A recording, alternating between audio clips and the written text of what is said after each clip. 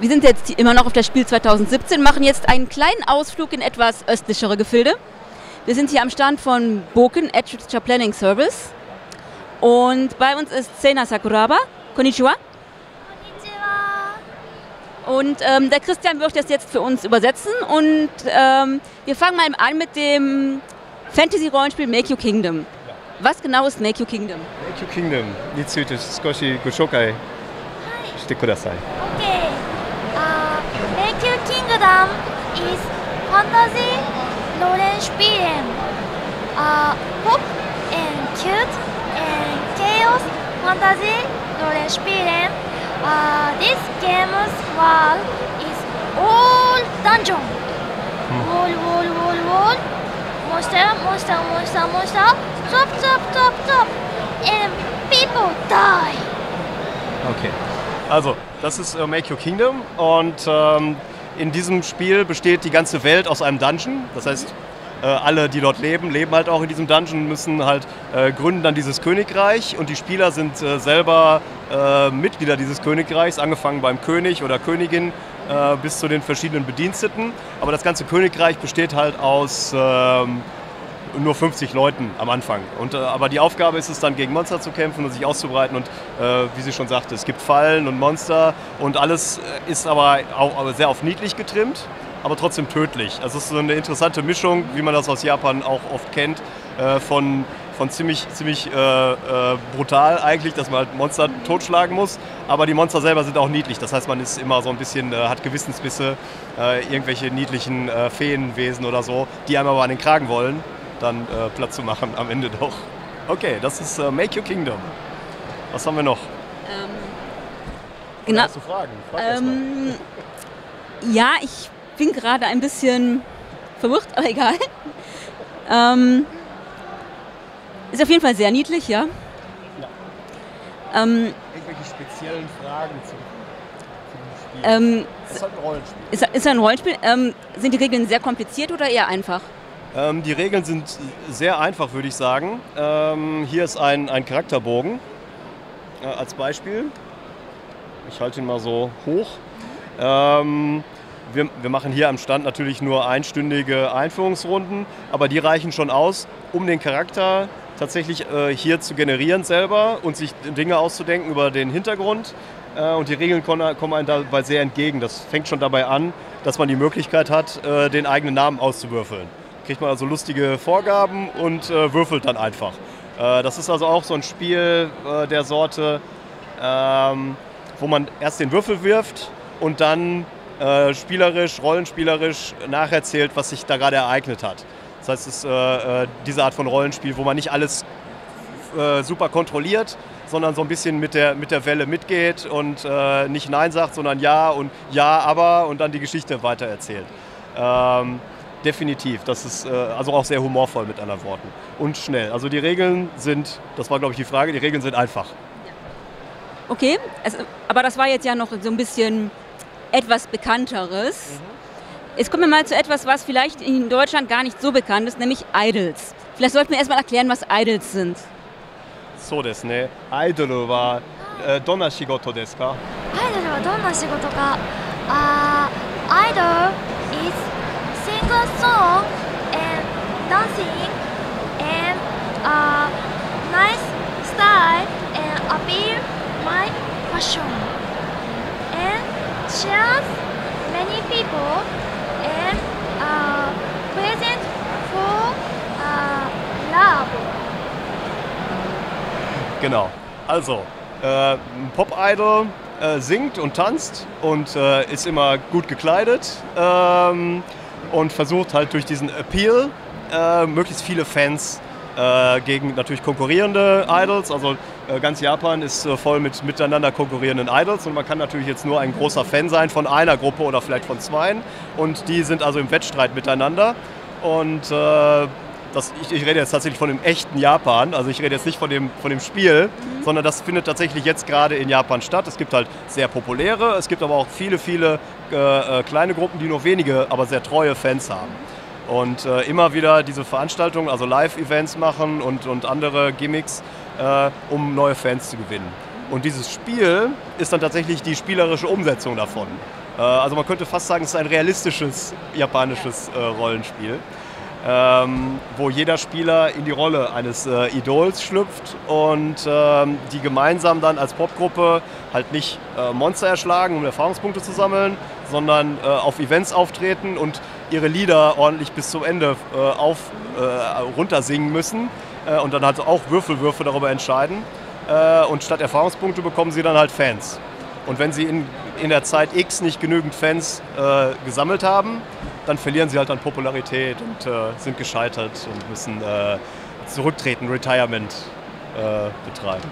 Okay. Das klingt tatsächlich nach was ich spielen würde, ja. Ja, ich denke auch. Da muss man erstmal sich überwinden, sowas zu spielen, ist ja klar.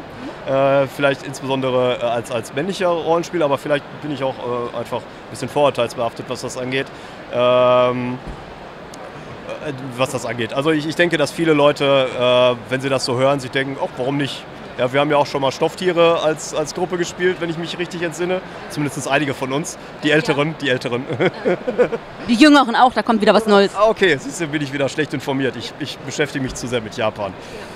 Okay, also mit anderen Worten, es ist sicherlich jetzt nicht unbedingt das Spiel, was du jetzt bis an dein Lebensende jeden Samstagabend spielst, um dann irgendwann 1 Million Fans zu haben. Das ist, glaube ich, ja nicht, aber für zwischendurch etwas zu spielen, was man noch nie zuvor gespielt hat, wenn es denn mal in einer anderen Sprache als Japanisch erhältlich ist. Dann, Der Fall ist, sorry. Dann gibt es noch ein Ninja-RPG. Ah ja, Shinobigami. Shinobigami ist das hier. Shinobigami ist Kashi, Geshouka? This is Japanese ninjas Rollenspielen. We make many genres ninja. For example, this ninja uses machine or uses katana or budo or ayashi jutsu and ninjas schools students many they battle and they get prize or treasure or they have secret and mission. Ninjas search their mission and make a serious and stylish story. Okay. Also hier spielt jeder Spieler einen Ninja und für die deutschen Rollenspieler benutze ich gerne den Vergleich der World of Darkness mit den Vampire, die Maskerade. So ähnlich ist das, nur mit Ninjas. Es geht natürlich noch ein bisschen weiter. Es gibt verschiedene konkurrierende Ninja-Schulen, die alle im Untergrund arbeiten. Es gibt auch eine Ninja-Schule, wo dann tatsächlich alle Schüler, die da ausgebildet werden, haben halt als Zusatzfach jetzt noch Ninjitsu und die Anwendung von ihren Ninja-Fähigkeiten. Es gibt eine Ninja-Firma, die so im typischen japanischen Salaryman-Stil. Und die haben verschiedene Techniken, wie sie schon gesagt hat. Also ob man entweder im Nahkampf oder mit Shuriken um sich schmeißt. Im Prinzip alles, was man von Ninjas kennt, eventuell, wenn man sich mit Japan beschäftigt. Und vielleicht auch viele Dinge, die man noch nicht so kennt. Weil das ist jetzt halt nicht nur ein Ninja-Spiel, sondern es ist ein japanisches Ninja-Spiel von Japanern, die vielleicht einige Vorfahren haben, die tatsächlich mal Ninjas waren. Wie zum Beispiel Okasan war Ninja desu, ne? Ninja no Hito. Von Mieken no Hito. My mother's hometown is Ninja's Village. Okay. Mieken. So, es gibt die Präfektur Mie in Japan und die Leute dort können durchaus auf Vorfahren zurückgreifen, wo einige Ninjas vielleicht dabei waren. Das weiß man natürlich nicht, es sind halt Ninjas. Ja. Ist ja klar. So. Oder halt Shinobi. Ja. Das ist Shinobigami. Okay, dann haben wir noch ein viertes. Oder möchtest du noch was wissen zu Shinobigami? Achso, genau, das ist nämlich das, was wir tatsächlich auf Englisch anbieten können. Also jetzt nicht wir hier direkt, aber das gab es als Kickstarter.